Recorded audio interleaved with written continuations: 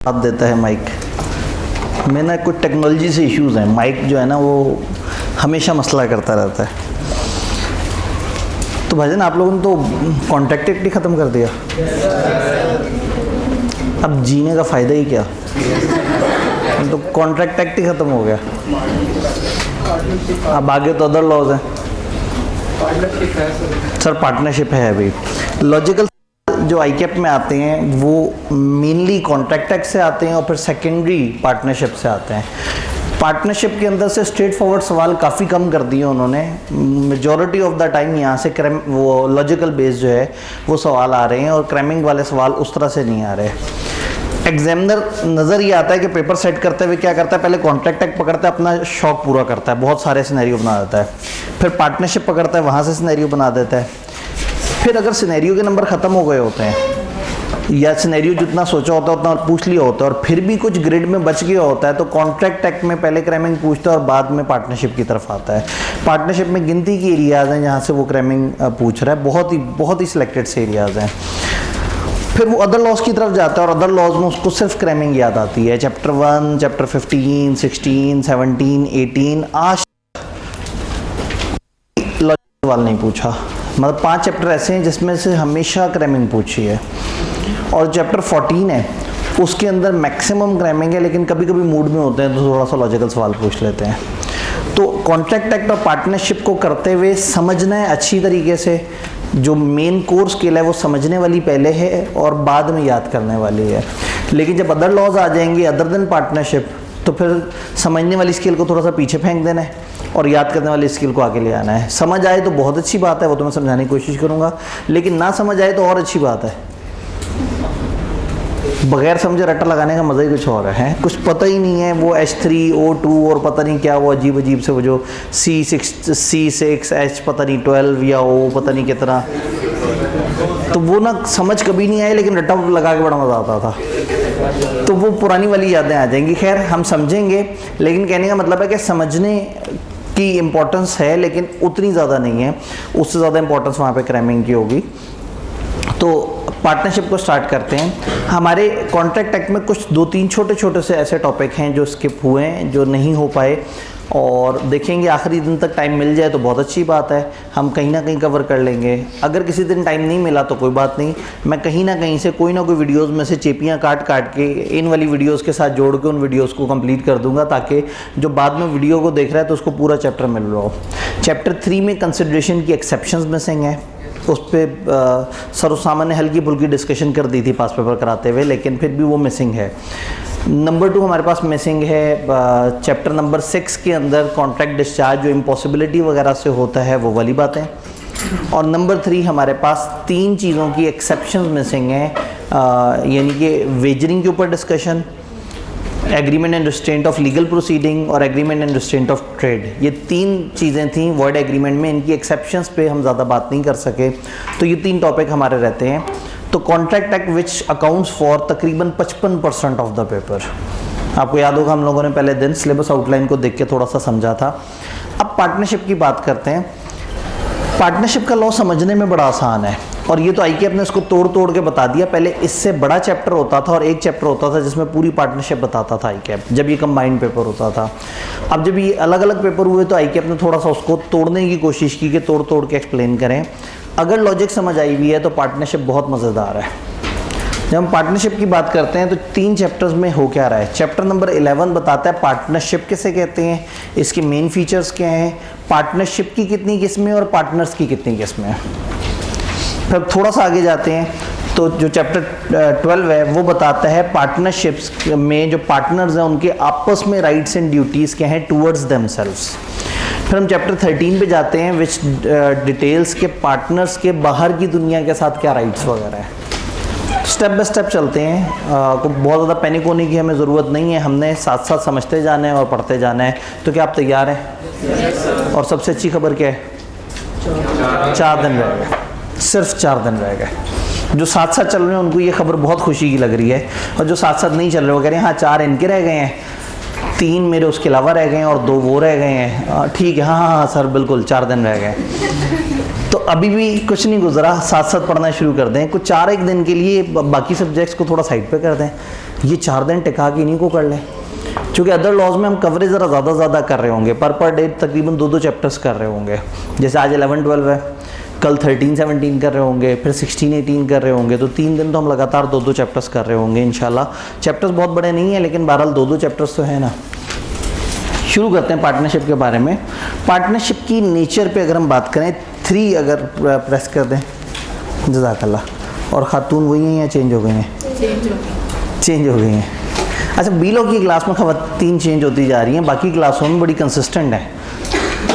तो बीलो वाले जो है ना, शायद थोड़े से ज़्यादा हिम्मत नहीं रखते, ये जल्दी मुश्किलात से घबरा जाते हैं। शायद ये बिगनर स्टूडेंट्स हैं। तो ये मेरे ख्याल में कोई तीसरी या चौथी खातून है जो यहाँ तक पहुँची हैं। हाँ, 3-4 दफ़ा। ठीक है जी, हमने तो सोचा हुआ था कि हमें अच्छा रिवॉर्ड देंगे जो कंसिस्टेंट हो के चंद दिन नज़र आती रहेंगी खातून। ठीक है जी, हमें नीयत की सवाब मिल जाएगी। पार्टनरशिप के कॉन्सेप्ट में अब प्रिंसिपल और एजेंट का कॉन्सेप्ट पता है और आपको जॉइंट प्रोमिसेस का कॉन्सेप्ट पता है। अगर ये दोनों कॉन्सेप्ट पता है तो दोनों को जोड़ के पार्टनरशिप में मसला बड़ा आसान हो जाएगा आपका। कौन से 2 कॉन्सेप्ट? प्रिंसिपल एजेंट और जॉइंट प्रोमिसेस। क्योंकि पार्टनरशिप में क्या होता है, पार्टनरशिप में ना 3-4 पार्टनर्स होते हैं जो मिलजुल के काम कर रहे होते हैं, तो इनकी लाइबिलिटीज़ काफ़ी हद तक जॉइंट प्रोमिसेस की तरह होती हैं। लेकिन वो वाला चक्कर नहीं होता यहाँ के सब ने मिल के परफॉर्म करना है। क्यों? क्योंकि यहाँ एजेंसी भी होती है। ये जितने भी पार्टनर्स हैं, हर पार्टनर अपने बाकी सारे पार्टनर्स का एजेंट होता है। यानी A, B, C, D ये 4 बंदों की अगर फर्म है, यानी कि पार्टनरशिप है, तो इनमें से फर्ज करें जो B है, B एजेंट है इस पार्टनरशिप का। पार्टनरशिप जो A, B, C, D, तो B एजेंट है A, C, D का। जब C आगे बढ़ के कोई काम करेगा तो C एजेंट बन जाएगा और प्रिंसिपल कौन हो जाएंगे? A, B, D। तो ये सब के सब एक दूसरे के एजेंट भी हैं और ये सब के सब एक दूसरे के प्रिंसिपल भी हैं। तो पार्टनरशिप में जो इम्पोर्टेंट रूल है वो है एजेंसी का रूल, कि ये जितने भी जॉइंट प्रोमिसर्स हैं ये एक दूसरे के एजेंट भी हैं। तो ये जॉइंट प्रोमिसर का वो रूल हमें माइनस करना पड़ेगा जो मिल के परफॉर्म करते थे। इनमें से कोई भी एक परफॉर्म कर देगा तो सबके बिहाफ पे परफॉर्मेंस हो जाएगी। लेकिन जो लाइबिलिटी के रूल हैं इनमें से इनको इकट्ठे भी पकड़ा जा सकता है, अलग अलग भी पकड़ा जा सकता है। किसी एक से पैसे ले लें तो वो बाकी सबसे मांगेगा, कोई बीच में डिफ़ॉल्ट करके चला जाएगा तो जो बच गए हैं वो कंपनसेट कर रहे होंगे। इनमें से कोई भी एक एक्शन करेगा तो सबके सब जिम्मेदार होंगे। तो ये सारी बातें उसी तरह से हैं। तो पार्टनरशिप में क्या हो रहा है, 2 या 2 से ज़्यादा लोग आपस में जुड़ रहे हैं और मिलकर एक अरेंजमेंट बना रहे हैं। वो जो अरेंजमेंट है, वो जो कागज़ पे उन्होंने आपस में तय की है, उस अरेंजमेंट को कहेंगे पार्टनरशिप। कॉन्ट्रैक्ट एक्ट में क्या होता था, A B के साथ कॉन्ट्रैक्ट करता था, 2 बंदे होते तो एक कॉन्ट्रैक्ट होता था। अब क्या है, 3-4 बंदे उन्होंने आपस में एक छोटा सा कॉन्ट्रैक्ट किया है और ये ग्रुप बन जाएंगे, एक फर्म बन जाएगी और फिर ये फर्म बाहर के लोगों से एग्रीमेंट किया करेगी, कॉन्ट्रैक्ट किया करेगी। तो फर्म यानी ये partnership is the collective name जो हम इन सारों को इकट्ठे दे रहे हैं। तो जब भी 3-4, 2-3, 5-6 लोग, 2 या 2 से ज़्यादा लोग जब भी मिलकर ये तय करें कि हमने मिलजुल के काम धंधा करना है तो वो आपस में एक पार्टनरशिप बना सकते हैं। पार्टनरशिप बनने के बाद उन सबको कलेक्टिवली एक सिंगल यूनिट अकाउंट किया जाएगा जिसको हम फर्म कहेंगे, जिसमें हर बंदा अलग अलग पार्टनर है और वो तमाम लोगों का एजेंट है और उसके एक्शन पे तमाम फर्म जिम्मेदार हो जाएगी। क्या ये सारी कहानी समझ आ रही है? अब अगर इनमें से कोई भी बंदा फर्म के इरादे से कोई काम करे तो कहलाया जाएगा कि ये फर्म ने काम किया है। ये जाके फ़र्ज़ करें कुछ परचेज़ करके आता है फर्म के लिए तो समझा जाएगा फर्म ने परचेज़ की है। वो पेमेंट करके आता है किसी को तो समझा जाएगा फर्म ने पेमेंट की है। इसको कोई पेमेंट दे देता है तो समझा जाएगा फर्म ने पेमेंट रिसीव की है। तो अगर ये सारे या इनमें से कोई भी इस इरादे से काम करें कि हम फर्म के लिए काम कर रहे हैं तो इनका ज़ाती एक्शन फर्म का एक्शन कहलाएगा। क्योंकि फर्म एक इंसान नहीं है, फर्म तो बस इन चारों का मजमूआ है। क्या बात समझ आ रही है? थोड़ा सा अब इसको समझते हैं। कुछ लोगों को उलझन और योगी कि हम बहुत बेस लेवल पे क्यों जा रहे हैं, लेकिन हमारे पास मार्जिन है तो बेस अच्छी बन जाए ताकि हम ज़रा आगे अच्छे तरीके से चल पड़ें। तो पार्टनरशिप में हमारे पास 3-4 डेफिनेशन आती है। Partnership is a relation between person who have agreed to share the profits of business carried on by all or any of them acting for. Partnership एक रिलेशन है कुछ लोगों के दरमियान जिन्होंने तय किया है कि हम मिलकर प्रॉफिट शेयर करेंगे उस बिजनेस का जो हम सारे या हम में से कुछ बाकियों के बिहाफ पे कर रहे हैं।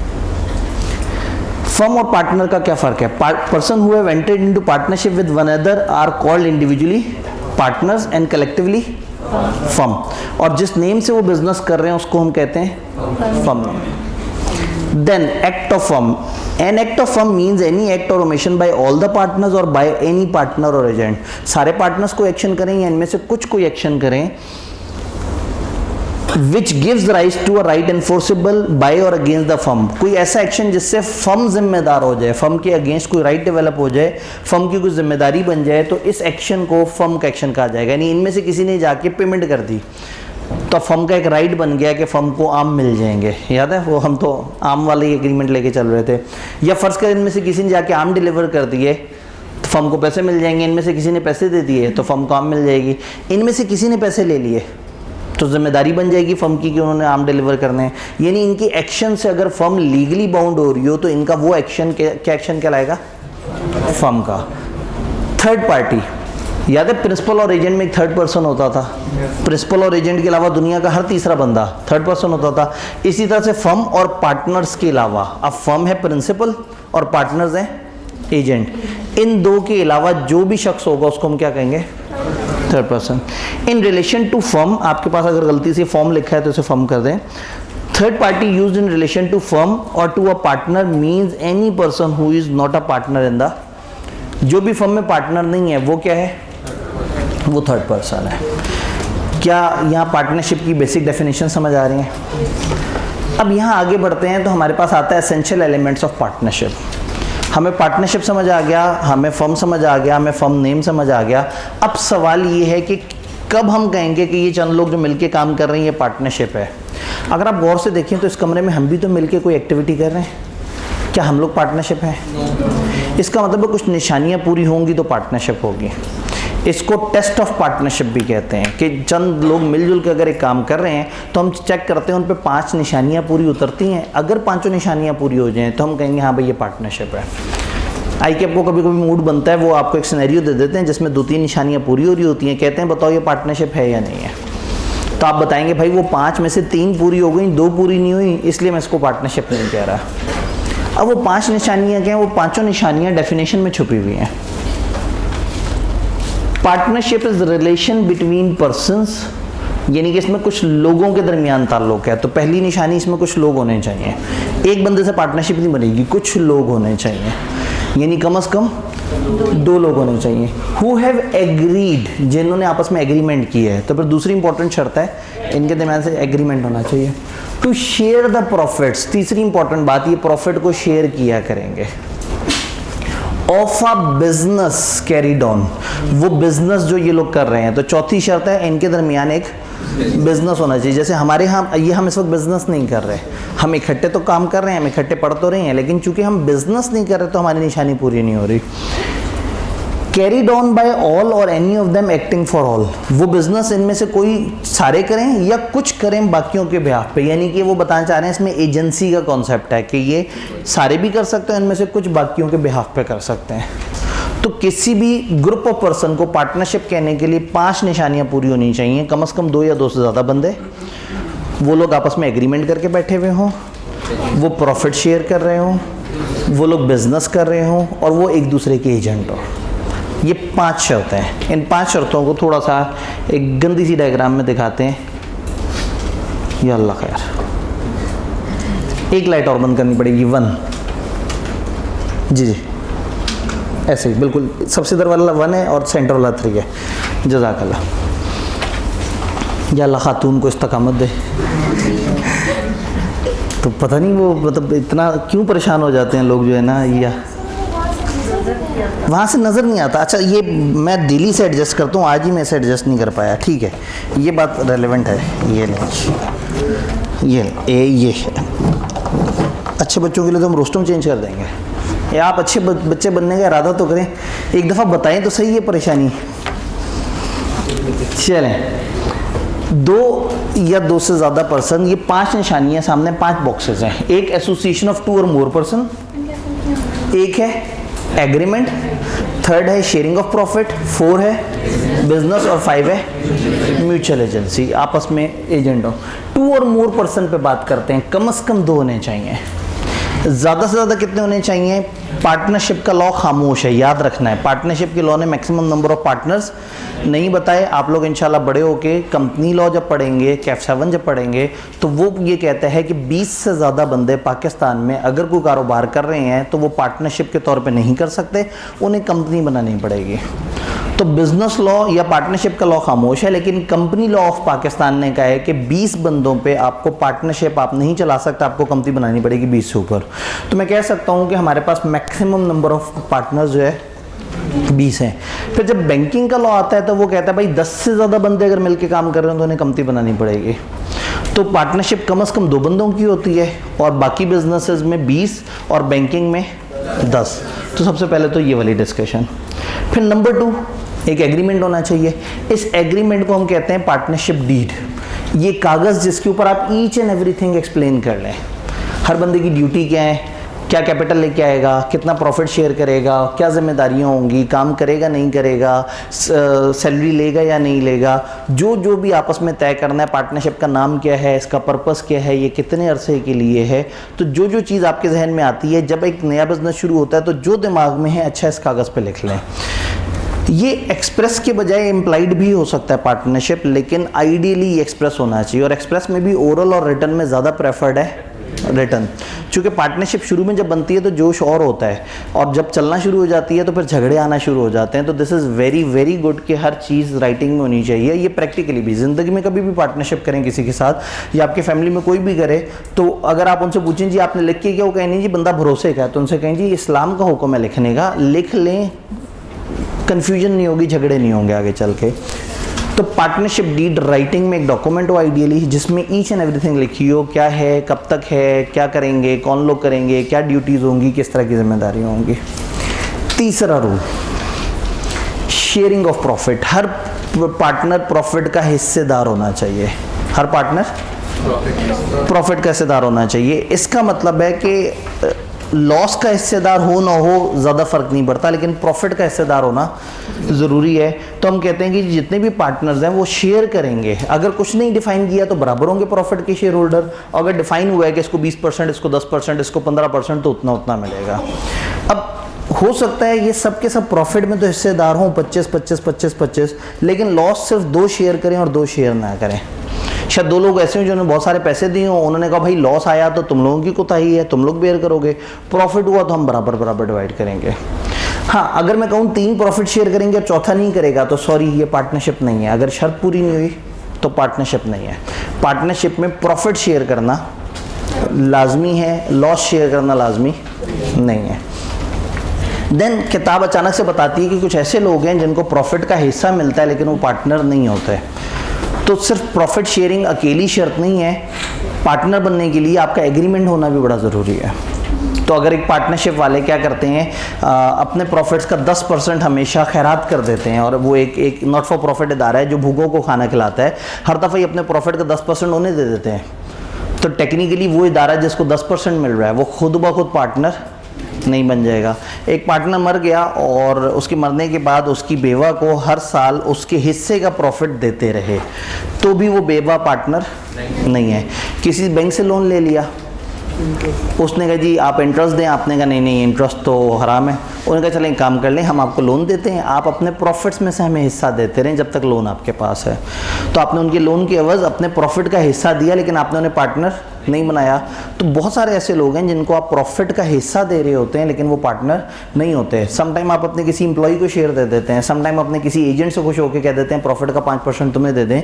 तो प्रॉफिट का शेयर देने से कोई पार्टनर नहीं बन जाता, सारी शराइत पूरी होने से पार्टनर बनता है। देन हम क्या कह रहे हैं, इनके दरमियान होना चाहिए बिजनेस, कमर्शियल एक्टिविटी होनी चाहिए, सोशल एक्टिविटी ना हो। ऐसा ना हो कि ये समाज सेवा का काम कर रहे हो, इनके दरमियान कारोबार चल रहा हो, बाकायदा कारोबार हो, ये मिलजुल के कोई काम कर रहे हो, कोई काम धंधा कर रहे हो। इवन लॉ ने यहाँ तक कह दिया कि भाई कमर्शियल एक्टिविटी हो, कॉमन बिजनेस हो, को ओनरशिप ना हो। इवन यहाँ तक होता है कि फॉर एग्जांपल एक घर है, 2 भाइयों के नाम पे है, एक भाई के पास एक पोर्शन है, एक के पास दूसरा पोर्शन है। एक भाई ने अपना पोर्शन किराए पे दिया, दूसरे ने अपना किराए पे दिया, उसने अपने किराए से कमाया, उसने अपने किराए से कमाया, है एक ही घर, दोनों का कंबाइंड है, लेकिन ये पार्टनरशिप नहीं कहलाएगी। लेकिन अगर ये दोनों किसी दिन एग्री करते हैं कि हम ये पूरा घर, हम दोनों पार्टनर बनते हैं और हम ये पूरे घर को किराए पे देते हैं, पूरे घर का जो किराया आएगा उसमें से खर्चे माइनस करेंगे और प्रॉफिट को इस रेशियो में डिवाइड कर लेंगे, तो ये बन जाते हैं खुद ब खुद पार्टनर। तो को ओनरशिप जो है वो पार्टनरशिप नहीं है। को ओनरशिप जिसमें चंद लोग कोई चीज़ मिल के खरीद लेते हैं या चंद लोगों की कंबाइंड चीज़ होती है और वो उसको अपने अपने तरीके से कमा रहे होते हैं, तो कंबाइंड ओनरशिप पार्टनरशिप नहीं है, कंबाइंड बिजनेस वो पार्टनरशिप है। ये पॉइंट समझ आ रहा है? पक्की बात है। आखिरी बात, म्यूचुअल एजेंसी होनी चाहिए। इनमें से हर बंदा जब एक्शन करे तो हर दूसरा बंदा उसकी वजह से बाउंड हो। अगर ABCD में C ने काम किया है तो वो ABD का एजेंट है। हर पार्टनर एजेंट भी है और हर पार्टनर प्रिंसिपल भी है। एजेंट इसलिए कि वो बाकियों के बिहाफ पे काम कर रहा है, प्रिंसिपल इसलिए कि कोई और काम कर रहा है तो वो भी जिम्मेदार हो रहा है। तो ये 5 शर्तें, किताब ने इसके ऊपर इंग्लिश में काफ़ी सारी बात की है, लेकिन क्या हमें ये 5 समझ आ रही हैं? यहाँ थोड़ी सी ब्रेक लगा के मैं आपसे पूछूंगा, अगर कोई सवाल इस 5 स्टेप्स के कॉन्सेप्ट में तो बताएं। जी। म्यूचुअल एजेंसी में एक पार्टनर की वजह से बाकी सारे भी लायबल होंगे। एक पार्टनर की वजह से बाकी सब लायबल होंगे, ये यूनिवर्सल रूल है। तो जिसने मतलब जो लॉस शेयर नहीं करा तो वो तो लायबल नहीं। बड़ी मज़ेदार बात कर दी हमने कहा, एक पार्टनर के एक्शन पे सब लायबल होंगे। इनकी लायबिलिटी क्या है? Joint and several. इसके एक्शन की वजह से 1 लाख का नुकसान हो गया। 1 लाख का नुकसान हो गया। अगर हम कॉमन अजम्पशन ले तो सब 25-25 हज़ार शेयर करेंगे, लेकिन क्या हुआ, इन 2 लोगों ने कहा था हम लॉस शेयर नहीं करेंगे। लेकिन ये है कौन? जॉइंट एंड सेवरल लायबिलिटी है। इनमें से किसी से भी सारी लायबिलिटी ली जा सकती है। जिसका 1 लाख का नुकसान हुआ था वो C को पकड़ के ले गया और सारे 1 लाख रुपए से ले लिए, जबकि C ने अपने पार्टनर से क्या वादा किया था? मैं लॉस का हिस्सेदार नहीं। आपस में किया था ना। थर्ड पर्सन की नज़र में तो सब जॉइंट एंड सेवरल है। Step 1, C is still liable to outsider for act of firm. Liable है, जाके दे देगा। अब वापस आएगा, कहेगा उससे तो नहीं पता था, तुम्हें तो पता है, मैं तो लाइबिलिटी नहीं रखनी थी। चलो भाई शाबाश, A और B 50-50 हज़ार मुझे दो, जो मैं तुम लोगों की जगह दे के आ रहा हूँ, तुम लोगों ने बेयर करना था। तो ये 2 स्टेप हैं। ये अक्सर लोग कंफ्यूज होते हैं कि पार्टनरशिप की लायबिलिटी क्या है, किस तरह से। इवन 4 में से एक फ्रॉड करे और जो शरीफ आदमी वो हाथ आ जाए, उसी से सारा रिकवर कर ले, वो फिर बाद में जाके जिसने फ्रॉड किया उससे पकड़ेगा। तो पार्टनर्स की liability within themself agreement से तय होती है। फॉर आउटसाइडर वो हमेशा जॉइंट एंड सेवरल होते हैं। 1% के पार्टनर से भी 100% लायबिलिटी अगर कोई मांगे तो वो देना पड़ेगा उसे। फिर वो कंट्रीब्यूशन मांगेगा बाकियों से, तो हो सकता है कि वो 99% कंट्रीब्यूशन बाकियों से मांगे। ये बात समझ आई? जी। को ओनरशिप क्या है? को ओनरशिप पे थोड़ी सी अभी मजीद बात भी होगी। एक ही एसेट के कंबाइंड मालिक हों और वो उस एसेट से कमाते हों तो इसको पार्टनरशिप नहीं कहेंगे। अगर कंबाइंड मालिक हैं, एक एसेट का 30% एक का है, 70% दूसरे का है। जैसे फ़र्ज़ करें एक प्लाज़ा है, उसमें 30 दुकानें एक भाई के नाम पे हैं और 70 दुकानें दूसरे भाई के नाम पे हैं। 30 का जो प्रॉफिट है, वो किराया है, वो एक भाई को जाता हो, 70 का दूसरे को जाता हो। दुनिया कहेगी ये इन दोनों का कंबाइंड प्लाज़ा है, एसेट कंबाइंड है, लेकिन वो उनका बिजनेस कंबाइंड नहीं है। वो अपनी दुकानों का किराया ले रहा है, वो अपनी दुकानों का किराया ले रहा है। अगर ये दोनों मिलके कह दें कि आओ हम एक पार्टनरशिप करते हैं, ये पूरा प्लाजा किराए पे चढ़ा देते हैं, इसमें से खर्चे माइनस करते हैं और प्रॉफिट को 30-70 डिवाइड कर देते हैं, तो ये ऑटोमेटिकली क्या बन जाएगा? तो को ओनरशिप और पार्टनरशिप में फ़र्क है। को ओनरशिप में हर बंदा अपनी अपनी चीज़ का अपना अपना जिम्मेदार है, कोई एक दूसरे का एजेंट नहीं है। जबकि कंबाइंड बिजनेस में पार्टनरशिप की सारी शराइत पूरी होती है। क्लियर? अब एक एक करके ज़रा इसको पढ़ते हैं। एसोसिएशन ऑफ 2 और more person, partnership single individual की नहीं हो सकती। अगर नंबर किसी वजह से 1 तक हो जाए, 2 से नीचे हो जाए, तो ये पार्टनरशिप नहीं रहेगी। Partnership act does not say anything about maximum number of partner. However company law ने कहा हुआ है कि पार्टनरशिप बैंकिंग बिजनेस में 10 की होगी, बाकी बिजनेसेस में 20 की होगी, और अगर प्रोफेशनल पर्सन होंगे तो भले 20 से ऊपर चली जाए, उनको कोई मसला नहीं। अब अगर आप 20 से ज़्यादा हैं और आप फिर भी उसे पार्टनरशिप के तौर पे चला रहे हैं, तो ये क्या बन जाएगी? इलीगल एसोसिएशन बन जाएगी। वही वाली बात आप सिर्फ इसको इंग्लिश में कंफर्म कर रहे हैं। जी, प्रोफेशनल पर्सन की एग्जांपल क्या हो सकती है? लॉयर, अकाउंटेंट्स, डॉक्टर्स, ये जितने भी प्रोफेशंस हैं जो एडवाइस देते हैं। तो अगर चार्टर्ड अकाउंटेंट्स की फर्म है तो भले वो 25 हो, कोई मसला नहीं। डॉक्टर्स की फर्म है, भले 40 हो, कोई मसला नहीं। इंजीनियर्स, तो ये जितने अलग अलग प्रोफेशन है ना, जिसमें कोई ना कोई आपको प्रोफेशनल सर्टिफिकेशन मिलती है, आपको कोई प्रोफेशनल एक्नॉलेजमेंट मिलती है, तो ये सब प्रोफेशंस कहलाते हैं। तो प्रोफेशनल्स ने अगर पार्टनरशिप की हुई है तो वो 20 से ऊपर जा सकती है, लोन अलाउ किया हुआ है। देन एग्रीमेंट होना चाहिए। एग्रीमेंट एक्सप्रेस हो, आइडियली रिटन, ओरल या इम्प्लाइड, दोनों तरह से हो सकता है, लेकिन प्रेफरेबल रिटन है। रिटन एग्रीमेंट को पार्टनरशिप डीड कहेंगे। पाकिस्तान में पार्टनरशिप कॉन्ट्रैक्ट से अराइज होती है, स्टेटस से अराइज नहीं होती। 3 बंदे मिलजुल के अगर काम कर रहे हैं और आपस में कुछ नहीं तय किया हुआ, एग्री नहीं किया हुआ, तो बड़ा मुश्किल हो जाएगा ये मानना कि ये पार्टनर्स हैं।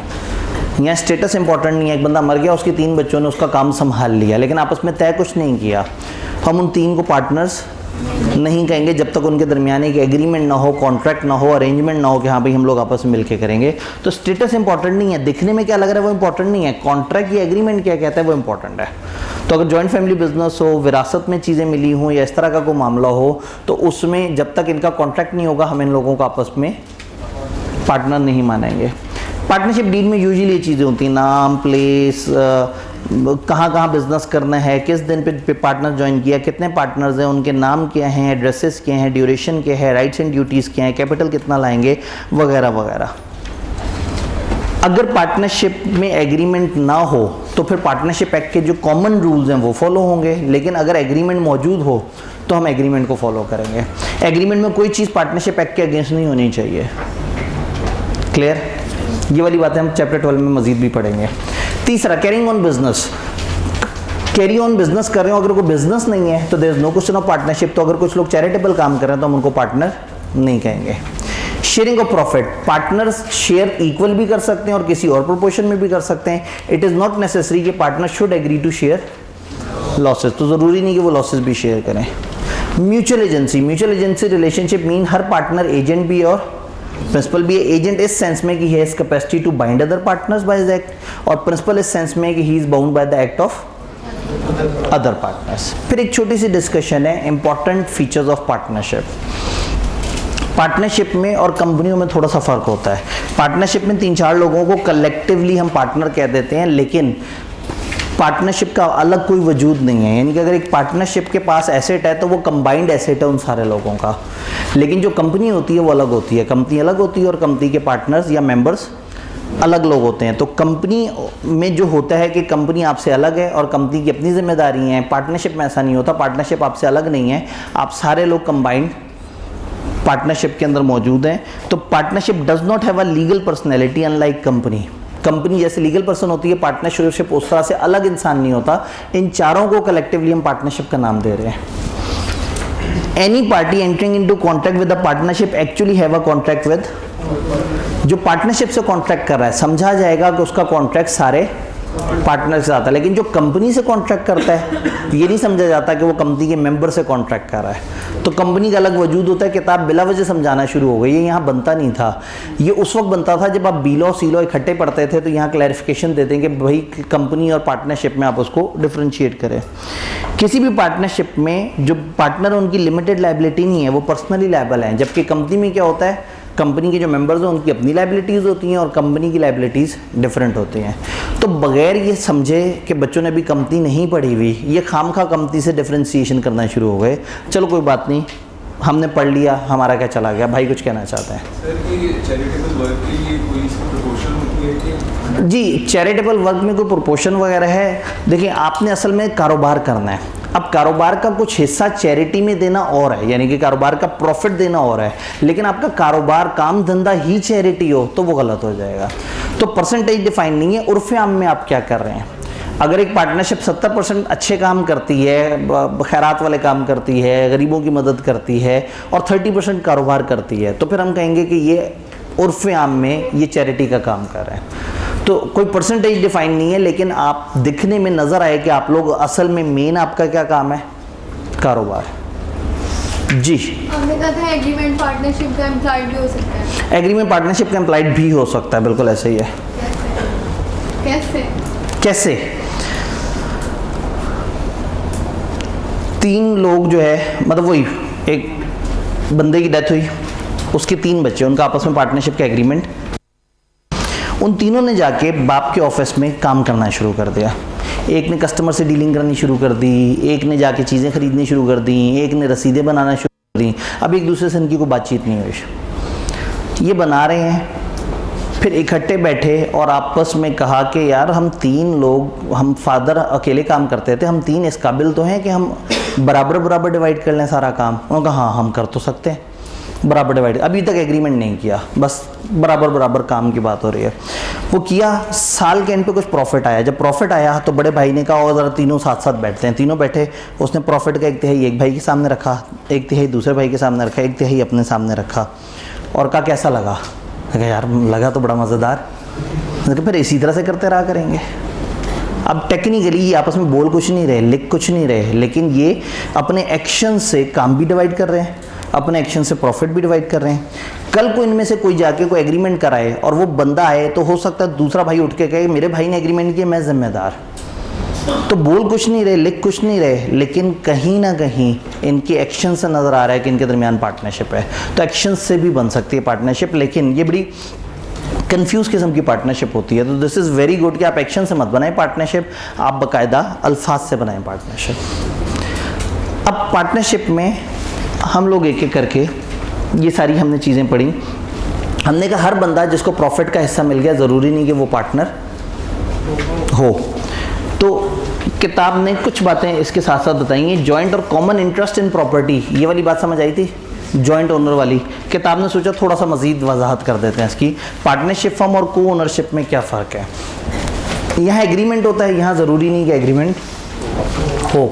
ये बिज़नेस करते हैं और ज़रूरी नहीं कि ये बिज़नेस कर रहे हो। एक भाई अपने घर में रह रहा है अपने पोर्शन में और दूसरे भाई ने अपना पोर्शन किराए पे दिया हुआ है। उसमें मिनिमम मैक्सिमम मेंबर्स की लिमिट है, इसमें ऐसी कोई लिमिट नहीं है। शेयरिंग ऑफ प्रॉफिट वहाँ एक एसेंशियल एलिमेंट है और यहाँ एक एसेंशियल एलिमेंट नहीं है। वहाँ हर बंदा दूसरे का एजेंट है, यहाँ हर बंदा दूसरे का एजेंट नहीं है। वहाँ कोई भी बंदा अपना हिस्सा बगैर बाकियों से पूछे किसी दूसरे को नहीं दे सकता। पार्टनरशिप में अगर 2 पार्टनर है 50-50% के, तो अचानक से एक बंदा अपना हिस्सा किसी दूसरे के हवाले करके निकल नहीं सकता। लेकिन को ओनर्स में जो अपने अलग अलग हिस्से के ओनर हैं, वो अपना हिस्सा किसी और को दे के निकल जाए, कोई उसे पूछेगा नहीं। तो किताब ने एक छोटी सी डिबेट की है कि शेयरिंग ऑफ प्रॉफिट या gross return rising from property by person holding a joint और कॉमन इंटरेस्ट। कुछ लोग किसी एसेट में जॉइंट या कॉमन इंटरेस्ट रखते हैं और उसके रिटर्न्स वो ले रहे हैं, does not of itself make such person. ये लोग खुद ब खुद पार्टनर नहीं बन जाएंगे। इनके दरमियान आपस में क्या होना चाहिए? एक एग्रीमेंट होना चाहिए जिसके अंदर ये तय करेंगे हम इस तरह से चलेंगे। एक तो हम लोगों ने उस वक्त ओनरशिप की बात की थी। दूसरी हमने बात की थी कि sharing of profit is not a conclusive evidence of profit. Share करना एक हतमी एविडेंस नहीं है कि आप पार्टनरशिप में हैं। Receive by person of a share of profit of business, किसी बंदे को प्रॉफिट ऑफ बिजनेस का हिस्सा मिले या कोई पेमेंट जो प्रॉफिट पे कंटिंजेंट है, डिपेंडेंट है, does not of itself make him an a partner with other person जो कि सेम बिजनेस कर रहे हैं। अगर किसी को एक प्रॉफिट का हिस्सा मिलता है तो ऑटोमेटिकली वो उसका पार्टनर नहीं बन जाता बाकियों के साथ। हम खामखाई अजम्पशन नहीं लेंगे, चंद एक्सेप्शन है। इंटरेस्टिंग बात ये है कि जब क्रैमिंग की बात आती है तो ये वाली लिस्ट आई के आपको बहुत पसंद है, क्योंकि बाकी तो लॉजिकल बात हो रही है। ये एक लिस्ट है कि हाँ भाई वो कौन सी सिचुएशंस हैं जहाँ लोगों को प्रॉफिट भी मिलता है लेकिन पार्टनर नहीं होते। लेंडर ऑफ मनी उन लोगों को जो बिजनेस कर रहे हैं या करने वाले हैं, उसको अगर शेयर मिले, किसी सर्वेंट या एजेंट को अगर रेमुनरेशन मिले प्रॉफिट के शेयर के तौर पे, किसी बेवा को या बच्चे को किसी मरे हुए पार्टनर का सालाना प्रॉफिट के तौर पे मिले, या प्रीवियस ओनर या पार्ट ओनर को कंसिडरेशन मिल रही हो सेल ऑफ गुडविल या sale of share of it. एक पार्टनर जा रहा है, उस पार्टनर का 25% हिस्सा है। हमने कहा ये लो एसेट में 25% हिस्सा, तुम चले जाओ। उसने कहा भाई एसेट थोड़ी, ये पार्टनरशिप इतनी ग्रो कर गई है कि हर साल करोड़ रुपया कमा रही है, तो मैं सिर्फ अब एसेट्स का हिस्सा नहीं लूँगा, इसकी गुडविल भी तो बन चुकी है। तो उसे कहते हैं चलो ठीक है, तुम इस वक्त 25% एसेट ले लो, अगले 2 साल तक तुम्हें 10% प्रॉफिट भी देते रहते हैं, ताकि तुम्हें लगे तुम्हारे साथ नाइंसाफ़ी नहीं हुई। तो अब आप जिसको पार्टनरशिप से निकाल चुके हैं लेकिन अभी भी प्रॉफिट का हिस्सा दे रहे हैं उसको गुडविल के तौर पे, तो इससे भी वो पार्टनर नहीं बनेगा। 2 और बातें जो अभी याद करनी है लेकिन इंशाल्लाह हम समझेंगे कल, ट्रांसफर ऑफ पार्टनर इंटरेस्ट और minor admitted to benefits of partnership. एक ऐसा शख्स जिसको आप अपना हिस्सा किसी तरीके से दे देते हैं और एक ऐसा माइनर जिसको आप पार्टनरशिप में शामिल कर लेते हैं प्रॉफिट्स में। ये 2 चैप्टर 13 में एक्सप्रेसली डिफाइन होंगे, तो हम वहाँ जाके पढ़ेंगे। तो बहुत सारे ऐसे केसेस हैं जहाँ एक बंदा प्रॉफिट तो ले रहा है लेकिन वो पार्टनर नहीं है, तो ये एक लिस्ट है। तो बैंकिंग कंपनी भी आपके साथ ये एग्रीमेंट कर सकती है कि मेरे से लोन ले लो और मैं तुम लोगों से प्रॉफिट का हिस्सा लूँ। तो प्रॉफिट का हिस्सा देना अकेली शर्त नहीं है, 5 शर्तें पूरी होंगी तो पार्टनरशिप वैलिड है, वरना नहीं। ये बात समझ आई। अब हम चलते हैं इससे आगे, पार्टनरशिप की किस्में देखते हैं और पार्टनर्स की किस्में देखते हैं। पार्टनरशिप की 2 मशहूर ज़माना किस्में हैं जी। 1 जज़ाकल्लाह। पार्टनरशिप की 2 मशहूर ज़माना किस्में हैं। एक को हम कहते हैं पर्टिकुलर या स्पेसिफिक पार्टनरशिप, एक को हम कहते हैं पार्टनरशिप एट विल। पर्टिकुलर या स्पेसिफिक पार्टनरशिप का मतलब है कि आपकी पार्टनरशिप डिफाइंड है, आपने कोई टाइम रखा हुआ है, कोई पर्पस रखा हुआ है, कोई एजेंडा रखा हुआ है कि इस टाइम के लिए, इस मकसद के लिए हम पार्टनरशिप कर रहे हैं। जैसे ही वो टाइम या मकसद या एजेंडा पूरा होगा, टेक्निकली आपकी पार्टनरशिप की नीड हो गई ख़त्म। और सम टाइम पार्टनरशिप में ऐसा होता है कि 3-4 दोस्तों ने मिलकर कहा हम पार्टनरशिप शुरू करते हैं, जब तक चलती गई चलाते जाएंगे। तो जो इस तरह की होती है जिसमें आपने कोई तय नहीं रखा होता कि कब ख़त्म होगी, क्या पर्पज़ होगा, बस आपने कहा हम ये काम करेंगे और हम इसको कब ख़त्म करेंगे इसके बारे में अगर कोई बात ना की जाए, तो ये पार्टनरशिप एट विल है। ये कब ख़त्म होगी? जब भी इन पार्टनर में से किसी एक ने भी नोटिस दे दिया ना कि बस बंद करो पार्टनरशिप, तो पार्टनरशिप बंद कर देंगे। जिस दिन नोटिस दिया उसी दिन बंद हो जाएगी। या अगर उसने कहा आज से 10 दिन बाद बंद कर दो, तो 10 दिन गुजरने के बाद पार्टनरशिप को बंद कर देंगे। कोई लड़ाई नहीं होगी, कोई झगड़ा नहीं करेगा इस पार्टनर से, ये तुमने क्या किया, इतना अच्छा भला बिजनेस चल रहा था, तुमने दरमियान में पार्टनरशिप क्यों ख़त्म कर दी? क्यों? क्योंकि शुरू में इन्होंने ये तय किया ही नहीं था कि क्या टाइम, क्या पर्पज़ है। तो हर पार्टनर आज़ाद है, कोई भी नोटिस दे के जा सकता है, पार्टनरशिप को ख़त्म कर सकता है। हो सकता है एक पार्टनर नोटिस दे, बाकी सारे गंदे गंदे मुँह बनाए। 4 पार्टनर हैं, एक ने नोटिस दे दिया, वो कहे नहीं ये पार्टनरशिप नहीं चलाते, सब ने कहा चलो ठीक है एट विल थी, ख़त्म कर देते हैं, लिखा ख़त्म हो गई है। वो कमरे से निकला, कुंडी लगा ली और दोबारा बैठ के कहा अब हम बाकी 3 पार्टनरशिप कर लेते हैं। कोई भी पार्टनरशिप में नया बंदा आता है या जाता है तो पार्टनर, ओरिजिनल पार्टनरशिप ख़त्म हो जाती है। बट उसका ये मतलब नहीं कि पार्टनरशिप का धंधा, कारोबार ही ख़त्म हो गया। कहने का मतलब है नए पार्टनर के आने पे आप पार्टनरशिप एग्रीमेंट रिवाइज करेंगे, पुराने पार्टनर के जाने पर आप पार्टनरशिप एग्रीमेंट वाइड करेंगे। पिछली पार्टनरशिप जो उन 4 लोगों की थी वो ख़त्म हो गई है, नई पार्टनरशिप जो इन 3 लोगों की है वो स्टार्ट हो गई है। तो एट विल पे तो आसान है, लेकिन जो टाइम वाला है ना, जो पर्टिकुलर पार्टनरशिप है उसमें सेंसिटिविटी है। आपने पार्टनरशिप के शुरू में सोचा था कि ये 4 साल हम पार्टनरशिप चलाएंगे, 4 साल तक मेहनत करेंगे क्योंकि 4 साल के बाद फ़ायदा होगा इसमें। एक भाई साहब दूसरे साल कहते हैं मैं तो जा रहा हूँ, अब इसको ब्रीच कंसिडर किया जाएगा, क्योंकि उन्होंने आपस में वादा किया था कि हम 4 साल तक इकट्ठे चलेंगे। अब जो बीच में छोड़ के जा रहा है तो फिर उसको जुर्माना भी पड़ेगा, जो उसके जाने से, उसके पैसे निकालने से जो नुकसान होगा वो नुकसान भी उसे भरना पड़ेगा। तो एट विल में कोई जुर्माना शुर्माना नहीं है, जो मर्जी जब मर्जी चला जाए। लेकिन पर्टिकुलर में है। अब ये एक्सप्रेसली ये बात किताब में नहीं लिखी, लेकिन आईके अपने 1-2 सवालों में इसको पूछने की ज़रूर कोशिश की है कि एक बंदा अगर बीच में चला गया तो बाकियों ने कहा तुम्हारी वजह से नुकसान हुआ, तब तुम नुकसान भरो, तो क्या वो भरेगा? तो पार्टनरशिप एट विल में नुकसान नहीं भरा जाएगा, लेकिन पर्टिकुलर पार्टनरशिप में। अच्छा फर्ज करें टाइम पूरा हो गया पर्टिकुलर पार्टनरशिप का, स्पेसिफिक पार्टनरशिप का, और इन्होंने पार्टनरशिप फिर भी बंद नहीं की, एम ही बस चलाते जा रहे हैं, तो ये खुद ब खुद बन गई है पार्टनरशिप एट विल। और अगर पार्टनरशिप एट विल में बैठ के किसी दिन तय कर लें कि हम उस दिन बंद करेंगे जब सारे लोग नोटिस दे देंगे, तो समझे आपने एक इवेंट बना दिया, यानी आपने एक मकसद रख दिया कि जब तक सारे एग्री नहीं करेंगे तब तक चलाते रहेंगे। तो पार्टनरशिप एट विल वो होती है जिसमें जब जिसका दिल करे पार्टनरशिप ख़त्म कर रहे हैं, जबकि पर्टिकुलर में कोई ख़ास टाइम या कोई ख़ास इवेंट होता है जिसके तहत ये होता है। जल्दी से इसकी इंग्लिश देखते हैं। Where no provision is made between the partner for duration of their partnership, तो वो क्या कहलाएगी? Eight will. इन केसेस में कोई प्रोविजन नहीं होती कि पार्टनरशिप कब एंड होगी। कोई भी पार्टनर फ्री है कि वो पार्टनरशिप को डिसॉल्व कर सकता है एक नोटिस देने में। फर्म उस दिन से डिसॉल्व हो जाएगी जो नोटिस में दिन मेंशन है अगर कोई है, और अगर कोई डेट नहीं बताई तो जिस दिन नोटिस कम्युनिकेट किया उसी दिन पार्टनरशिप खत्म हो जाएगी। अगर एग्रीमेंट ये कहे कि पार्टनरशिप सिर्फ और सिर्फ तभी खत्म होगी जब सारों की कॉन्सेंट होगी, तो भी ये पार्टनरशिप एट विल नहीं कहलाएगी, क्योंकि ये फिर बन जाएगी पर्टिकुलर पार्टनरशिप या स्पेसिफिक पार्टनरशिप। ये क्या होती है? Way partnership is created for particular purpose या specific time period. Such partnership comes to an end जब वो प्रोजेक्ट कंप्लीट हो जाता है या टाइम पूरा हो जाता है। अगर पार्टनर्स फिर भी डिसाइड करेंगे हम उसके बाद भी चलाते रहेंगे तो वो ऑटोमेटिकली क्या बन जाएगी? Partnership at will, particular partnership और पार्टनरशिप एट विल में कोई सवाल, कोई कंफ्यूजन है तो मुझे बताइए। दोनों तरह की समझ आ रही है पार्टनरशिप? पहली की लास्ट बोले जी, पार्टनरशिप एट विल की लास्ट बोले। अगर एग्रीमेंट में लिखा हो कि पार्टनरशिप सिर्फ और सिर्फ तब डिसॉल्व होगी जब सारे लोग इकट्ठे होके मान जाएंगे कि आओ बंद करते हैं इसे, तो इसका मतलब है किसी एक की आज़ादी तो नहीं ना रही, आपने एक इवेंट बना दिया और जो भी किसी खास इवेंट के लिए बनी होती थी वो पर्टिकुलर, तो जब ये कह देंगे कि जिस दिन सब इकट्ठे हुए उस दिन पार्टनरशिप बंद होगी, तो ये कह देने से ये पार्टनरशिप एट विल नहीं रही, क्योंकि एट विल में तो हर बंदा आज़ाद था, तो इसमें तो आज़ाद नहीं है, जब तक सारे नहीं मानेंगे बंद नहीं होगे, तो ये फिर एट विल वाली नहीं रही। एट विल और पर्टिकुलर में कोई कन्फ्यूजन क्लियर है? आगे चलते हैं।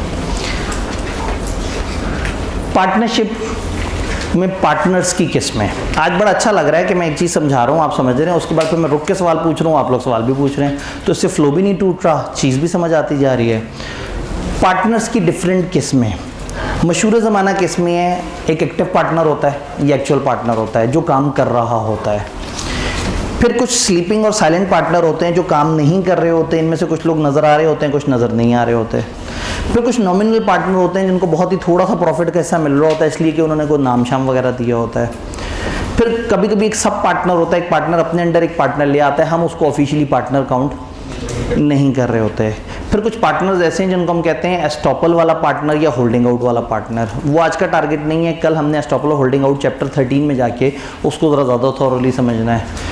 फिर कुछ पार्टनर इन प्रॉफिट ओनली होंगे जो लॉस के हिस्सेदार नहीं होंगे। तो पार्टनर्स के अलग अलग नाम हैं, अलग अलग चीज़ें हैं, बस जल्दी जल्दी से इनको देखते हैं। Actually ostensible partner, light one of कर देते हैं, जज़ाकल्लाह।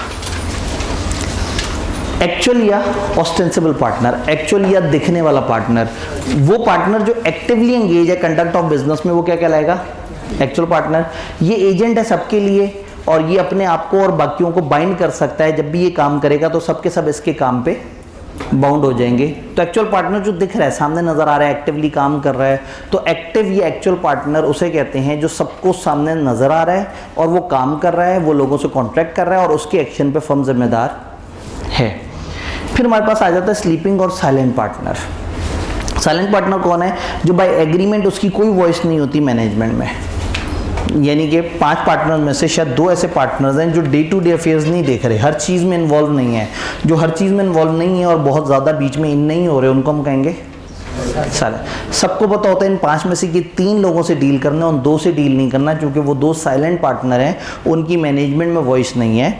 वो अपने तौर पे आपस में मशवरा ज़रूर करते होंगे, लेकिन थर्ड पर्सन के सामने 3 बंदे काम करते हैं और 2 बंदे काम नहीं करते। जो 2 काम नहीं करते वो साइलेंट है। इसका ये मतलब नहीं कि उनकी रिस्पॉन्सिबिलिटी नहीं है, उनमें से किसी एक को भी पकड़ के उनसे सारी जिम्मेदारी ली जा सकती है, उसी तरह से प्रॉफिट भी शेयर करेंगे। ये पार्टनर हैं, सिर्फ फ़र्क क्या है, ये काम नहीं करते। ज़्यादातर जो इन्वेस्टर्स होते हैं वो इस तरह से करते हैं कि वो इन्वेस्टमेंट करते हैं और कहते हैं हम काम नहीं करेंगे, काम तुम लोग करोगे, हमारा पैसा है, मिल के चलेंगे। तो एक्टिव पार्टनर है जो असल में काम कर रहा था, साइलेंट पार्टनर है जो काम नहीं कर रहा। साइलेंट की एक एक्सट्रीम फॉर्म होती है स्लीपिंग या डॉर्मेंट पार्टनर। ये वो शख्स है जो ना सिर्फ काम नहीं करता बल्कि दुनिया को इसकी एग्जिस्टेंस भी नहीं पता होती। मैं नॉर्मली कहता हूँ साइलेंट सामने नज़र आ रहा है लेकिन खामोश है। स्लीपिंग तो साथ वाले कमरे में जाके सो रहा है। लोग मानते हैं कि इस फर्म में 3 पार्टनर हैं, जबकि असल में उसमें 5 या 4 पार्टनर्स होते हैं और वो जो चौथा या 5वां पार्टनर होता है वो होते हैं स्लीपिंग पार्टनर। वो सामने भी नहीं आते और काम भी नहीं करते। ये सामने आते थे, काम नहीं करते थे। वो सामने भी नहीं आ रहे, काम ही नहीं करे। इनकी एग्जिस्टेंस ही नहीं पता होती थर्ड पार्टीज़ को, जबकि साइलेंट की एग्जिस्टेंस पता होती है।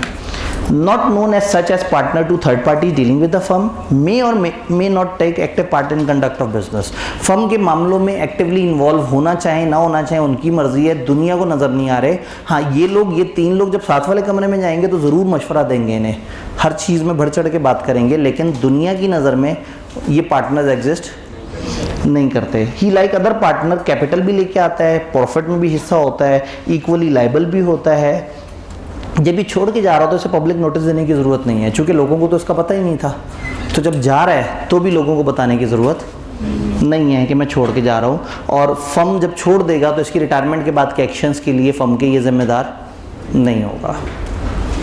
स्लीपिंग और साइलेंट में अगर कोई सवाल है तो बताएं। बाकी अगर कोई छोड़ देगा तो अपनी रिटायरमेंट के बाद ही लाइबल होगा? जी, जब भी कोई छोड़ेगा तो वो नोटिस देगा, लेकिन इसको छोड़ने के लिए नोटिस देने की ज़रूरत नहीं। किताब ने सोचा अब जब रिटायरमेंट के नोटिस का जिक्र ही आ रहा है तो एक एक्स्ट्रा लाइन भी फिट कर दी। हालांकि हर पार्टनर जब भी रिटायर होगा वो अपनी रिटायरमेंट के बाद के एक्शंस के लिए जिम्मेदार नहीं होगा।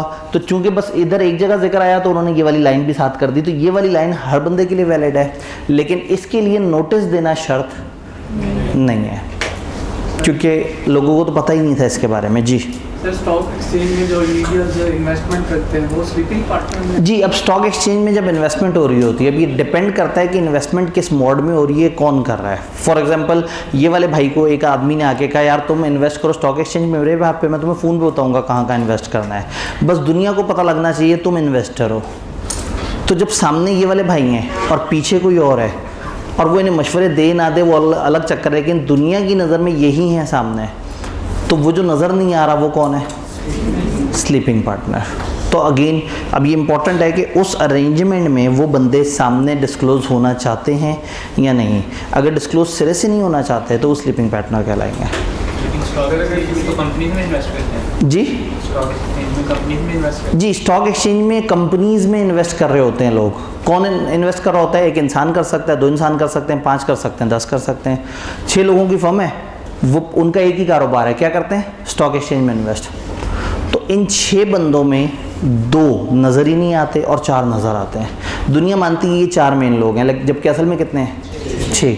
तो वो जो 2 नज़र नहीं आ रहे वो स्लीपिंग पार्टनर है। सर, किसी पॉइंट टाइम पे जाके स्लीपिंग पार्टनर मतलब किसी ओपोनेंट पार्टी को पकड़ भी सकते हैं? जी, अब किसी टाइम पे क्या स्लीपिंग पार्टनर किसी को जाके कह सकता है कि भाई तुमने ये गलत किया हमारी फर्म के साथ, जब उन्हें पता ही नहीं है तो इस बेचारे के पास इख्तियार ही नहीं है, इसकी तो एग्जिस्टेंस पता ही नहीं है किसी को। लेकिन किसी को पता लग जाए वो इसे लायबल कर सकता है, लेकिन ये दुनिया की नज़र से ओझल है। जैसे ही नज़र आया और इसने अपने बारे में बता दिया तो ये स्लीपिंग से उठ के हो जाएगा साइलेंट पार्टनर, क्योंकि दोनों में बेसिक फ़र्क उनकी एग्जिस्टेंस का पता होने का है। डन। पार्टनर्स की कुछ और किस्में। पार्टनर इन प्रॉफिट ओनली, हमने ये बात की थी कि कुछ पार्टनर से प्रॉफिट के हिस्सेदार होंगे, ज़्यादातर पार्टनर प्रॉफिट और लॉस दोनों के हिस्सेदार होते हैं, लेकिन कुछ पार्टनर्स सिर्फ प्रॉफिट के हिस्सेदार होंगे। थर्ड पार्टीज के लिए आप लाइबल तो हैं, वो वाला बंदा जो प्रॉफिट का हिस्सेदार है और लॉस का हिस्सेदार नहीं है, फिर भी थर्ड पार्टी की नज़र में लाइबल। अभी जैसे थोड़ी पहले हमने एग्जांपल नहीं देखी थी, वो जो 2 बंदे 0 के लिए लाइबल थे, लेकिन किसी ने पकड़ के उनसे 1 लाख पूरा ले लिया, तो बाहर वालों के लिए लाइबल, लेकिन विद द फर्म आप लाइबल नहीं है। देन पार्टनर बाय स्टॉपल और होल्डिंग आउट, इसको अभी हम थोड़ा सा रोक रहे हैं। ये चैप्टर 13 जब पढ़ लेंगे तो वहाँ पे हम ये दोनों पार्टनरशिप्स के बारे में हल्का तस्करा करेंगे। तो फिलहाल ये वाले पॉइंट को मैं आगे शिफ्ट कर रहा हूँ कि हमने आगे डिबेट करनी है इस पर अलग से इंशाल्लाह। सब पार्टनर, जब एक पार्टनर खुद ही से अपना एक पार्टनर ले आए, एक पार्टनर के जिम्मे था कि तुमने डेली ये 100 काम करने और तुम्हें प्रॉफिट का 20% मिलेगा। उसने क्या किया, अपने साथ एक और बंदे से एग्रीमेंट कर लिया कि तुम ये 70 काम करके मुझे दो, मैं तुम्हें प्रॉफिट का 10% दिलवाऊंगा।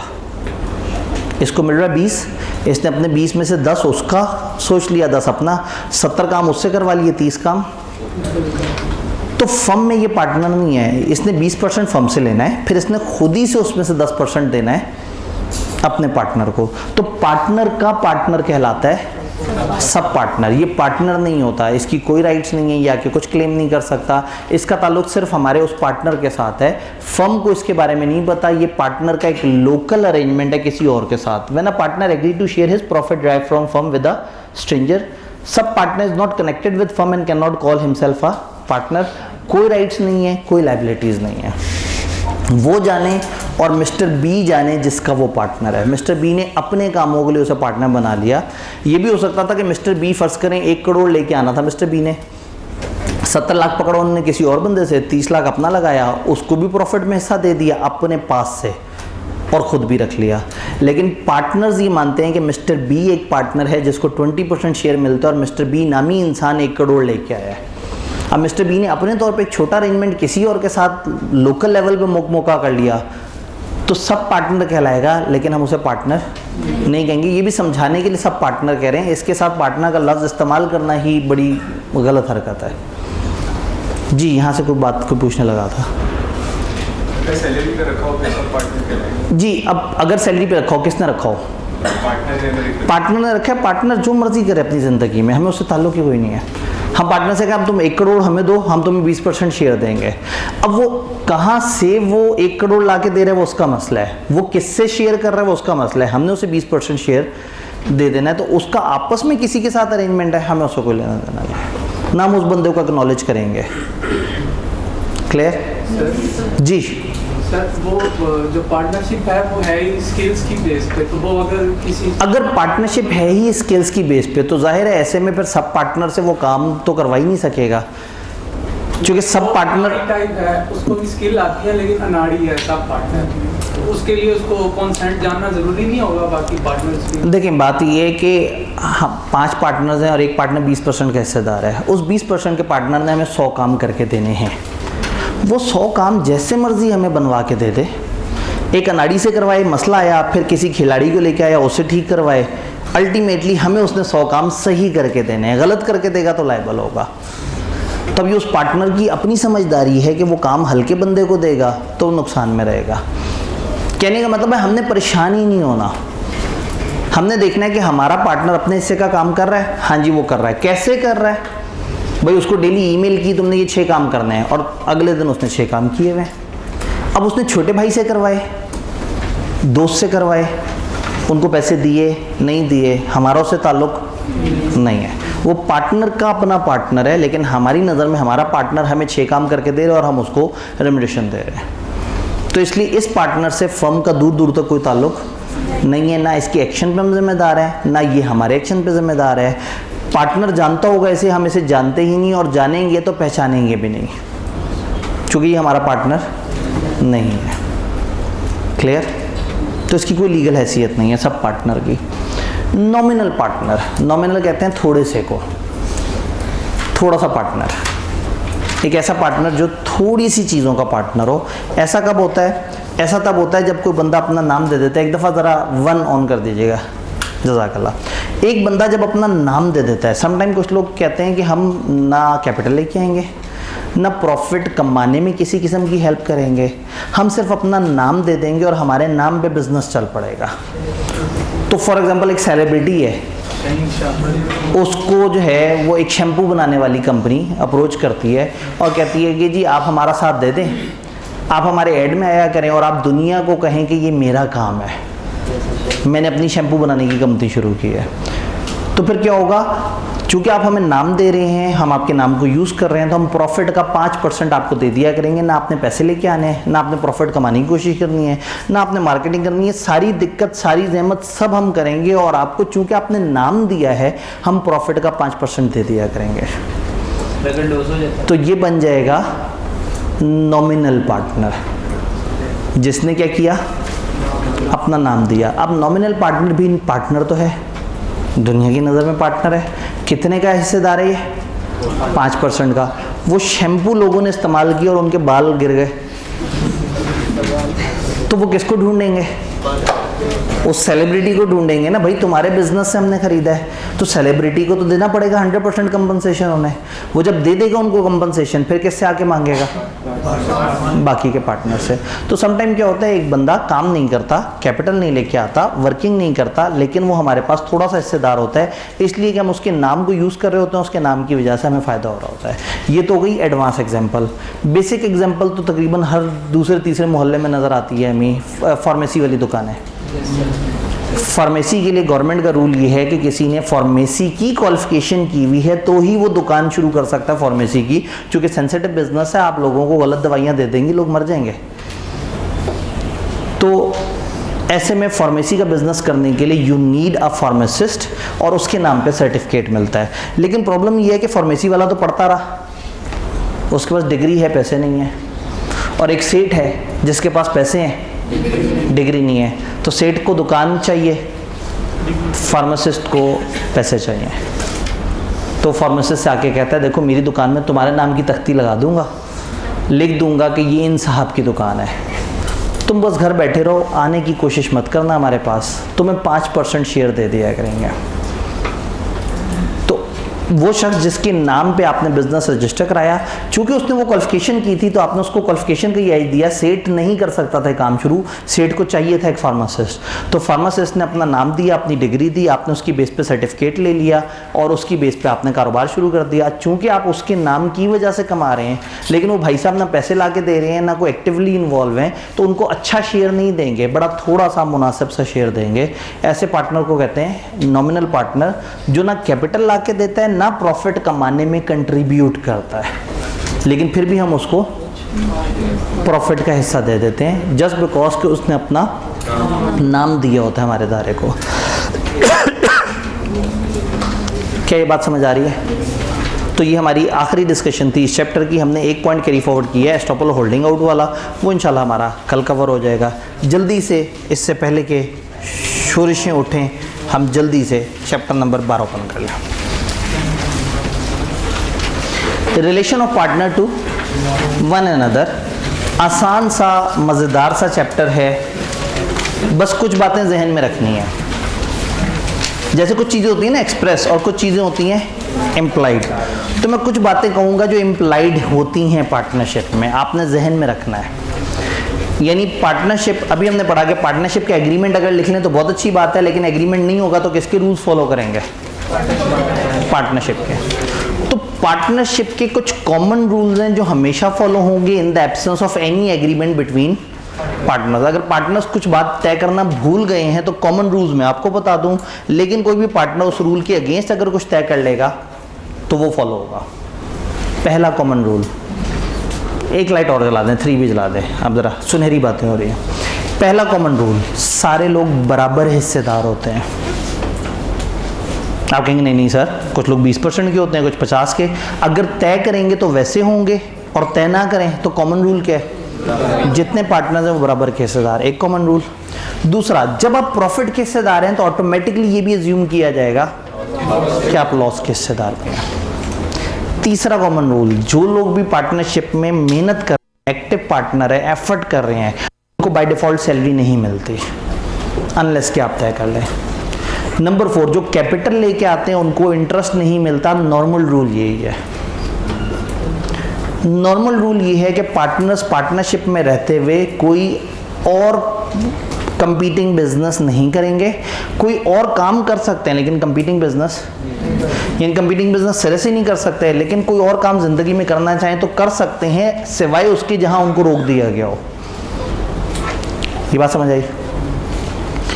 एक पार्टनर लॉस का जिम्मेदार है या नहीं है, वो दुनिया की नज़र में हमेशा जिम्मेदार है और वो हमेशा बाकियों से रिकवर कर सकता है जो उसने अमाउंट पे की। हर पार्टनर पार्टनरशिप का एसेट जब इस्तेमाल करेगा, पार्टनरशिप के लिए इस्तेमाल करेगा, अपने ज़ाती मफाद के लिए नहीं इस्तेमाल करेगा। अगर कभी भी किसी भी पार्टनर ने पार्टनरशिप के पैसों से चीज़ खरीदी है तो कॉमनली समझी जाएगी वो पार्टनरशिप की चीज़ है, और अगर उसने अपने पैसों से खरीदी है तो कॉमनली समझा जाएगा कि वो उसकी अपनी, कॉमनली समझा जाएगा, हम इसके खिलाफ बातें तय कर सकते हैं। तो कुछ कॉमन रूल्स हैं जो हमें हमारे जहन में होने चाहिए कि ये चीज़ नॉर्मली प्रिज्यूम की जाती है कि ऐसे ही होगी, याद रहेगा। चाहें तो इसके खिलाफ रूल्स तय कर सकते हैं, लेकिन कॉमन रूल्स ही हैं। तो फिर पार्टनर्स की आपस की जिम्मेदारियां कैसे तय होती हैं? नंबर 1, आप एग्रीमेंट से तय कर सकते हैं, तुम ये करोगे, तुम ये करोगे, तुम ये करोगे, तुम ये करोगे। अगर एग्रीमेंट में ना तय हुआ हो तो पार्टनरशिप एक्ट 1932 ने जो जनरल रूल्स बताए हैं, जैसे अभी मैंने आपको बताया, वो फॉलो होंगे। अगर एक जनरल रूल है और आपने एग्रीमेंट में उसके अगेंस्ट लिख दिया है, अगर जनरल रूल ने खुद अलाउ किया था कि आप लिख सकते हैं तो आप लिख दें, लेकिन अगर आप पार्टनरशिप एक्ट के अगेंस्ट आ गए, आप एग्रीमेंट में लिख दें कि हम 25 बंदों की पार्टनरशिप करेंगे, तो वो गलत हो जाएगा। ये बात समझ आई? तो अब ये चैप्टर क्या कर रहा है? पार्टनर्स के एक दूसरे के ऊपर राइट, जिम्मेदारियाँ, इनको तेज़ी से बता रहा है। तो बहुत ज़्यादा मुश्किल बातें नहीं हैं, छोटी छोटी बड़ी मज़ेदार सी बातें हैं। एक आखिरी जनरल रूल ये है कि जब भी एक पार्टनरशिप चल रही होगी और उसमें कोई भी चेंज आएगा, फ़र्ज़ करें एक नया बिज़नेस शुरू हो जाए, तो जो पहले सब हिस्सेदार थे जितने के, अभी भी इस नए बिज़नेस में उतने के हिस्सेदार हैं। पार्टनरशिप एट विल थी, वो पर्टिकुलर बन गई या पर्टिकुलर एट विल बन गई, तो भी जो उनके आपस में राइट से सेम रहेंगे। एक छोड़ के चला गया और बाकी कंटिन्यू कर रहे हैं, तो भी उनके आपस के राइट्स सेम रहेंगे। 5 बंदे थे, एक छोड़ गया, पांचों 20-20% के पार्टनर थे, वो छोड़ गया, अब चारों 25-25 के हो जाएंगे, आपस के राइट्स उनके चेंज नहीं हुए। किसी नए बंदे के आने से राइट्स नहीं बदलेंगे, किसी बंदे के जाने से राइट्स नहीं बदलेंगे, फर्म का बिजनेस चेंज होने से राइट्स नहीं बदलेंगे, फर्म का नए बिजनेस से राइट्स चेंज नहीं होंगे। यानी जब तक आप खुद से नहीं तय कर लेते, खुद ब खुद राइट्स चेंज नहीं होंगे। अब किताब की तरफ आते हैं जी। 1-3 दोनों पार्टनर्स की आपस की ड्यूटीज, राइट्स वगैरह वगैरह। Duty to just and faithful, हर पार्टनर दूसरे का ख्याल रखेगा, जस्ट होगा और फेथफुल होगा, ईमानदारी से काम करेगा, धोखा नहीं देगा, बेस्ट इंटरेस्ट में काम करेगा, ट्रस्ट और कॉन्फिडेंस के साथ काम करेगा, गुड फेथ में काम करेगा। ड्यूटी टू रेंडर मतलब प्रोवाइड ट्रू अकाउंट्स टू को पार्टनर, हर पार्टनर की ड्यूटी है कि जो करेगा वो एक्सप्लेन करे, जो चीज़ उसके हाथ से गुजरी है उसका अकाउंट देने के लिए तैयार हो। हर पार्टनर रेडी हो के एक्सप्लेन करे अकाउंट्स, कोई पार्टनर किसी भी किस्म का सीक्रेट प्रॉफिट कमाने के बारे में नहीं सोचेगा। फिर अगर किसी एक पार्टनर के फ्रॉड की वजह से गड़बड़ हुई तो वो इंडेमनीफाई करेगा, अगर उसने फ्रॉड किया है और नुकसान हो गया है तो वो इंडेमनीफाई करेगा बाकियों को, यानी कि बाकियों का नुकसान की भरपाई करेगा। Duty to carry on business to the greatest common advantage of the firm, आपकी ड्यूटी है कि फर्म के वसी तर मफाद में हमेशा बिजनेस को लेके चलें, ज़ाती मफाद पीछे और फर्म का मफाद आगे। Duty to provide for information to other, duty to provide full information, duty है कि सबको पूरी इंफॉर्मेशन देगा, ट्रस्ट से काम करेगा, अकाउंट्स दिखाएगा, धोखा देगा तो कंपनसेट करेगा और बेस्ट इंटरेस्ट में काम करेगा। ये जेनेरिक ड्यूटीज़ हैं, आप एग्रीमेंट में लिखें या ना लिखें, ये बातें तो एज्यूम्ड हैं कि इतना तो लोग ख्याल करते ही हैं एक दूसरे का। देन बाय कॉन्ट्रैक्ट भी आप राइट्स एंड ड्यूटीज़ तय कर सकते हैं, अदर देन वो जो कंपलसरी ड्यूटी अभी हमने बात की। Mutual rights and duties of partner may be determined by contract between parties के दरमियान कॉन्ट्रैक्ट करके हम म्यूचुअल राइट्स वगैरह चेंज कर सकते हैं। ये कॉन्ट्रैक्ट एक्सप्रेस भी हो सकता है और इम्प्लाइड भी हो सकता है। पार्टनरशिप कॉन्ट्रैक्ट में चेंज भी ला सकते हैं, अगर सारे पार्टनर्स मान जाएं तो आप पार्टनरशिप के कॉन्ट्रैक्ट में चेंज भी कर सकते हैं। इवन ये चेंज भी एक्सप्रेस भी हो सकती है और 4 पार्टनर थे, मिलके काम करते थे और प्रॉफिट का 25-25% शेयर करते थे, ये तय किया हुआ था इन्होंने कागज़ पे।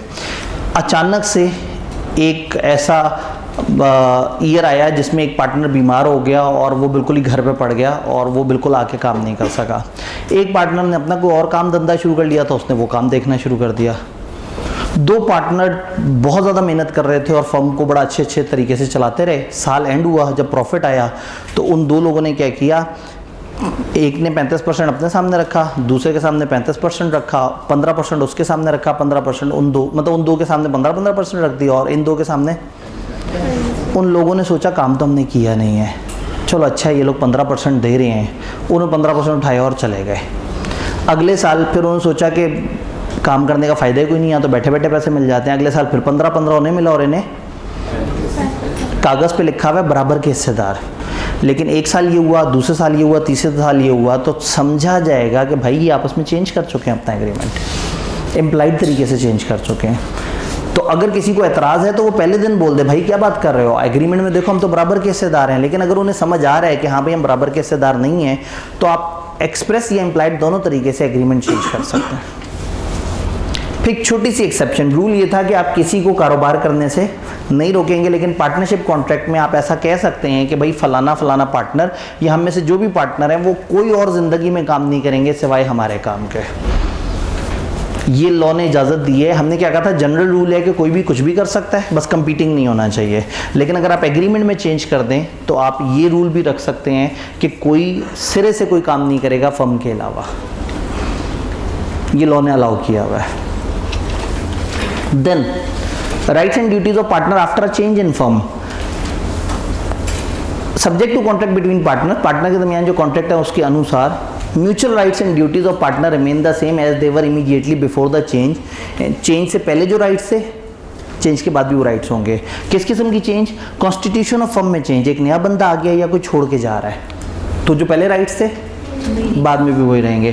फर्म फिक्स टर्म के लिए बनी थी और अब वो उस फिक्स टर्म से आगे जा रही है तो भी जो पहले राइट्स थे वही बाद में राइट है। एक फर्म जो एक या एक से ज़्यादा को और बिजनेस कर रही थी, उसने कुछ और बिजनेस करने शुरू कर दिए तो भी जो जिसके पहले राइट्स थे वही बात नहीं, यानी कि फर्म में चेंज आने से पार्टनर्स के राइट्स खुद ब खुद आपस में चेंज नहीं हो जाएंगे। ये बात समझ आ रही है? पार्टनर्स तो चेंज हो सकते हैं। पार्टनर के आने से क्या चेंज हो जाएंगे? आपस के राइट्स चेंज नहीं होंगे। फिर एग्जांपल देख लेते हैं, 25-25% के 4 पार्टनर हैं, एक नया बंदा आया।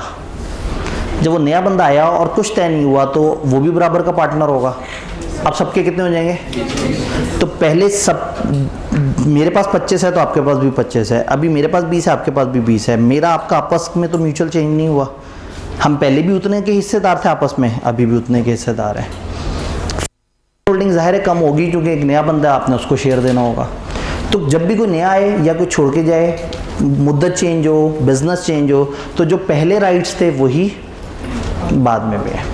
यानी ये चैप्टर में ना तकरीबन जनरल डिस्कशन है। शुरू में 2 सफ़े तक तो बस आप जनरल छोटी छोटी सी बातें डिस्कस कर रहे हैं। Rights and duties relating to conduct of business, business के कंडक्ट से रिलेटेड आप एग्रीमेंट में चेंजेस ला सकते हैं। हो सकता है कि आप उनके साथ ये कहें कि जी आपने इस तरह से करना है, आपने इस तरह से करना है। हर पार्टनर की कुछ ड्यूटीज़ हैं, लेकिन अगर आप एग्रीमेंट चेंज करना चाहें तो वो ड्यूटीज़ चेंज हो सकती हैं। फॉर एग्जांपल, हर बंदे का ये राइट है कि वो बिज़नेस के कंडक्ट में हिस्सा ले। कैपिटल कम है या ज़्यादा, उसका हक है कि वो देखे मेरा बिज़नेस कैसा चल रहा है। Duty to attend diligently to his duty, उसकी ड्यूटी है कि अपना काम सही से करे। अब यहाँ थोड़ी सी ब्रेक लगाते हैं। हमने कहा कि हर पार्टनर अपना काम ध्यान से करेगा। अगर फिर भी किसी से गलती हो जाए ना तो लॉस सब डिवाइड करते हैं, लेकिन अगर एग्रीमेंट में लिख दें कि हर बंदा ध्यान से काम करे और जो लॉस करेगा वही बेयर करेगा, तो फिर वही बेयर करेगा। तो जनरल रूल है लॉस सब बराबर बेयर करेंगे या उस रेशो में बेयर करेंगे जो उनकी है। और स्पेशल रूल क्या है कि अगर आप पार्टनरशिप एग्रीमेंट में लिख देंगे कि भाई हर बंदा ध्यान से काम करे और जिसकी वजह से नुकसान हुआ वही भरेगा, तो ये स्पेशल रूल तय किया जा सकता है। Done. Right to be consulted in matter firm, firm के मामलात में मेरे से मशवरा लिया जाएगा, ये उसका हक है। Right to have access to the books of the firm, firm के बुक्स रिकॉर्ड्स देखने का उसको इख्तियार है, ये उसके पास एक्सेस राइट होना चाहिए। देन राइट फॉर रिमरेशन, अभी तो मैंने आपसे कहा था बाय डिफॉल्ट तो रिमरेशन नहीं होती। अब partner is not entitled to receive remuneration for taking part. जब बिजनेस में हिस्सा लेता है तो उसकी मुआवजा नहीं लेता, वो तो प्रॉफिट का शेयर ले रहा है। लेकिन some time remuneration is allowed to working partner subject to, तो एग्रीमेंट में लिख देंगे तो मुआवजा मिलेगा, नहीं लिखेंगे तो मुआवजा नहीं मिलेगा। Sharing profit and losses, normally her partner का राइट है कि प्रॉफिट इक्वली शेयर करे, लेकिन अगर आप डिफरेंट शेयर कर दें तो वो शेयर प्रॉफिट का एग्रीमेंट इंप्लाई करता है कि एग्रीमेंट टू शेयर लॉसेज भी है, अनलेस कि आप कुछ लोगों को एग्जाम कर दें, कुछ को नहीं है। वही जनरल रूल है कि नहीं हिस्सा तय हुआ तो सब बराबर है, नहीं तय हुआ तो प्रॉफिट और लॉस दोनों के हिस्सेदार हैं, लेकिन जो तय हो गया फिर वो चलेगा। Right to interest on capital, normally capital नहीं अलाउ होता, आप इंटरेस्ट अलाउ नहीं होता आपके कैपिटल पे, लेकिन अगर आपस में तय कर लेंगे आप इस बंदे ने इतना ज़्यादा कैपिटल दिया हुआ है तो उसको हम इंटरेस्ट भी देंगे ओवर एंड अबव, तो अगर तय हुआ है तो देंगे, अगर तय नहीं हुआ तो नहीं देंगे। फिर इसमें कॉन्सेप्ट होता है इंटरेस्ट ऑन एडवांसेस। अगर फर्म के काम के दौरान अचानक से किसी से उधार पकड़ना पड़ गया, हाँ भाई मिस्टर पार्टनर 5 लाख दे दें, ये काम में इस्तेमाल होगा, कुछ अर्से बाद आपको वापस कर देंगे। अगर उसने लोन दिया, लोन कैपिटल नहीं, कैपिटल तो उसका हिस्सा है ना, अगर उसने लोन दिया और कुछ नहीं तय किया तो लॉ कहता है कि उसको 6% पर एनम इंटरेस्ट मिलेगा अगर कुछ नहीं तय हुआ। और अगर तय हुआ है कि इतना इंटरेस्ट मिलेगा तो वो 1% तय हुआ हो चाहे 400% तय हुआ हो, अगर तय होगा तो वो मिलेगा, तय नहीं होगा तो एडवांसेस पे 6%, ये लॉ ने बता दिया। इसका मतलब है कैपिटल के ऊपर परसेंटेज डिफाइन नहीं है और हमेशा नहीं मिलती, लेकिन एडवांस पे आप तय ना करें तो 6% और तय करें तो जो तय करेंगे वो होगा। पर राइट टू इंडेमनिटी, अगर किसी भी जगह एक पार्टनर को बाकियों की वजह से कोई खर्चा करना पड़ गया है, नुकसान हो गया, किसी को पैसे देने पड़ गए, तो उसका क्या राइट है? बाकियों से इंडेमनिटी ले। और इसी तरह से अगर किसी ने जानबूझ के गलत हरकत की तो उसकी ड्यूटी है कि वो बाकियों को इंडेमनीफाई करे। इंडेमनिटी का मतलब है किसी का नुकसान पूरा करना। तो हर बंदे का राइट है कि उसको दूसरों से नुकसान हो तो वो से कंपनसेट करें, और हर बंदे की ड्यूटी है कि वो दूसरों का नुकसान करे, वो कंपनसेट करें। देन सीक्रेट प्रॉफिट्स वगैरह, अगर एक पार्टनर ने फर्म की प्रॉपर्टी, पार्टनरशिप की प्रॉपर्टी किसे कहते हैं भला? एसेट। पार्टनरशिप के एसेट्स को, नेम को या कनेक्शन को यूज करके अपना ज़ाती प्रॉफिट बना लिया है, तो बाकी पार्टनर वो प्रॉफिट उससे मांग सकते हैं। प्रॉपर्टी डीलर थे 3, और वो एक जगह पे बैठते थे। तो एक दिन 2 प्रॉपर्टी डीलर नहीं आए हुए थे, एक बैठा हुआ था, तो एक शख्स आया, उसने डीलिंग की, और जो सामने इन 3 में से एक बैठा था उसने खुद ही उसको एक जगह दिखाई और कमीशन अपनी जेब में डाल लिया, फर्म को नहीं दिया। तो हम कहेंगे उसने सीक्रेट प्रॉफिट बनाया है, उसने फर्म के कनेक्शंस को यूज़ किया है। तो ये प्रॉफिट किसका है? फर्म का। इसी तरह से आप कंपीटिंग बिजनेस नहीं करेंगे, फर्म के मुकाबले पे बिजनेस ही लेके आएंगे, और अगर आप लेके आए तो फिर उसका प्रॉफिट आपको देना पड़ेगा। आप कोई और काम कर सकते हैं, लेकिन कंपीटिंग काम वही काम नहीं कर सकते जो आपकी फर्म कर रही है। और अगर आप करते हैं तो फिर जो भी आपका प्रॉफिट है वो आप फर्म को शेयर करेंगे। जी, यहाँ तक कोई सवाल? जी, क्या ऐसा एग्रीमेंट में लिख सकते हैं? लाइट्स ऑन कर दीजिएगा। जी, कोई भी कंपीटिंग बिजनेस कर सकता है? क्या एग्रीमेंट में ऐसा लिख सकते हैं कि कोई भी कंपीटिंग बिजनेस कर सकता है? लॉ ने एक्सप्रेसली मना किया हुआ है, वरना तो वो पार्टनरशिप नहीं है ना, वो मजाक है कि 3 लोग मिलके इकट्ठे हों, कहें हम ये काम करते हैं, और लिख देते हैं कि हम में से कोई भी ये काम अपनी जाति कैपेसिटी में अलग से भी कर लेगा। तो जब अलग से करेगा तो वो तो इनका दुश्मन बन जाएगा ना, यहाँ के क्लाइंट उठा के अपने बिजनेस की तरफ लेके जाएगा। हाँ, कोई और काम करने से रोकना नहीं रोकना इस पे बात हो सकती है, लेकिन कंपीटिंग बिजनेस तो वैसे ही बड़ी गलत चीज़ है।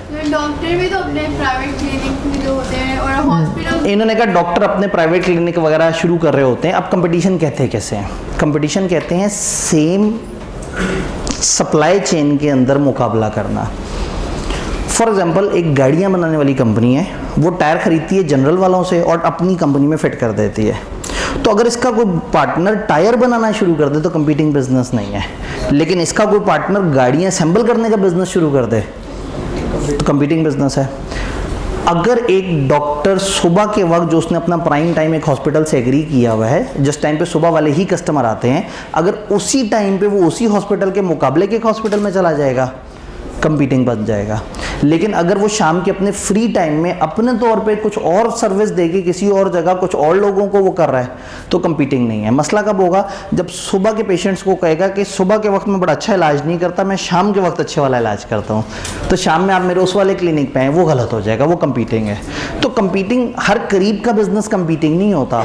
हॉस्पिटल्स में या डॉक्टरों की फील्ड में मॉर्निंग एक डिफरेंट चीज़ मानी जाती है और इवनिंग की प्राइवेट कंसल्टेंसी डिफरेंट मानी जाती है, क्योंकि मॉर्निंग में आपका एग्रीमेंट एक हॉस्पिटल से होता है और जितने भी मरीज आए आप उन्हें देखते हैं और आप उनको बताते हैं। तो नॉर्मली ओपीडी होता है जो कि डे पेशेंट्स होते हैं। शाम के वक्त वो अगर कहीं और अपना बिजनेस कर रहा है और इसको कंपीट नहीं कर रहा तो फिर वो गलत हो जाएगा। ये डिपेंड करता है डॉक्टर टू डॉक्टर, उसके अपने पर्सनल एथिक्स कैसे हैं। मेरे भाई का एक्सीडेंट हुआ, जिना का एक डॉक्टर है, बहुत कॉम्पिटेंट था, हड्डियों का वो था, उसका फ्रैक्चर हुआ था। तो मैंने उनसे जाके जो है ना, मतलब वहाँ पे वो मतलब जिना के पास एक्सीडेंट हुआ, हम फ़ौरन से जिना पे लेके गए तो पता लगा कि 4-5 दिन बाद ऑपरेशन है।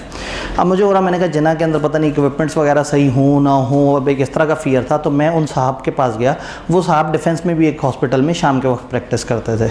मैं उनके पास वहाँ जाके मिला और मैंने उनसे कहा कि जी वो मेरे भाई का ऑपरेशन होना है, वो जिना में है, तो मैं इधर ला के करा लूँ, यहाँ आपके पास चीज़ें बेहतर होंगी। उन्होंने कहा भाई वो गवर्नमेंट हॉस्पिटल, आप इस वजह से घबरा रहे हैं, वरना वही ऑपरेटर्स वहाँ है, वही मेरे पास भी है, बस वहाँ माहौल थोड़ा सा अनकम्फर्टेबल है, यहाँ माहौल थोड़ा सा शशके मशके वाला है। वहाँ पे आपका कुछ नहीं लगेगा, यहाँ मैं 2.5 लाख रुपए ले लूँगा ऑपरेशन के। तो क्यों कर रहे हो ऐसा, वहीं पे करवाओ।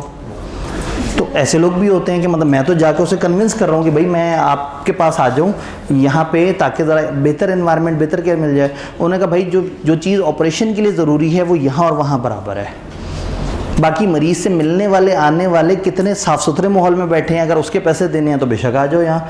लेकिन मैं वही, ऐसा नहीं है कि मैं सुबह के वक्त गंदा ऑपरेशन करूँगा और शाम के वक्त अच्छा ऑपरेशन करूँगा।